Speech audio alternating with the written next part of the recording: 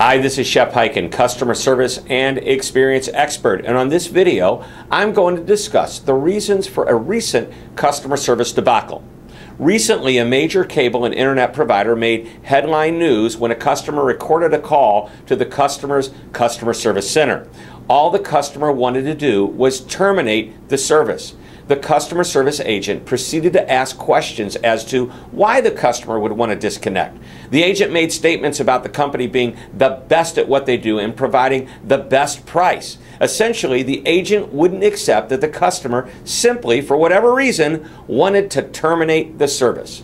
Now, after a few minutes, the customer put the call on speakerphone and recorded the entire rest of the conversation with his iPhone. In total, the call went on for over 15 minutes.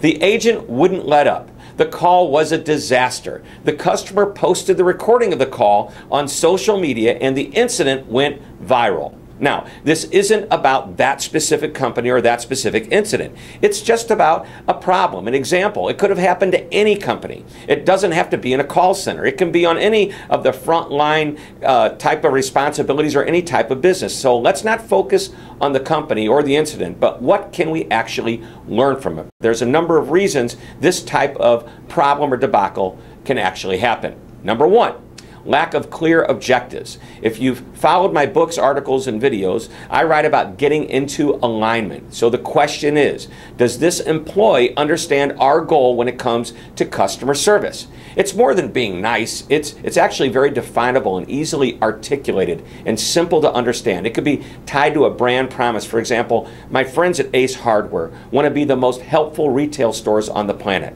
All an employee at Ace has to do is ask him or herself, is what I'm doing right now for the customer being helpful?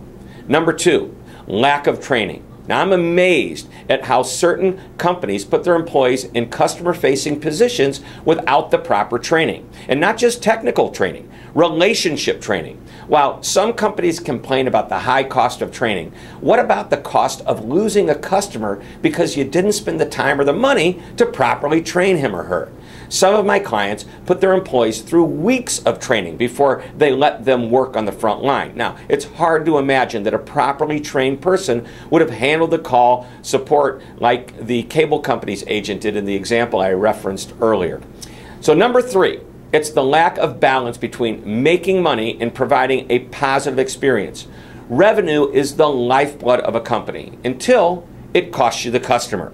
Now, putting revenue over a customer's needs can cost more long-term when the customer realizes that they were overcharged or sold something that they really didn't need, and then they choose to find another company that's more customer-friendly.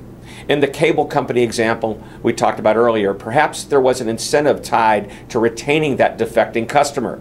Well, you can't keep every customer. It's not that you shouldn't try, but there's a time that you have to let go. And obviously, the cable company's agent didn't know when to let go.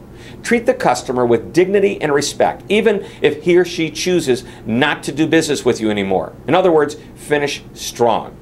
Well, there are certainly many more reasons that customer service can fail, but these three reasons are a good springboard to a more in-depth conversation that you might want to have with your team. See what other reasons you can think of and feel free to leave a comment sharing what you came up with. Well, I hope you enjoyed this short lesson. Please be sure to visit my website, which is www.hyken.com. There you'll find more information about my speaking programs, as well as over 300 customer service articles that you can read and share with your colleagues. Thank you very much for watching. This is Shep Hyken, reminding you to always be amazing.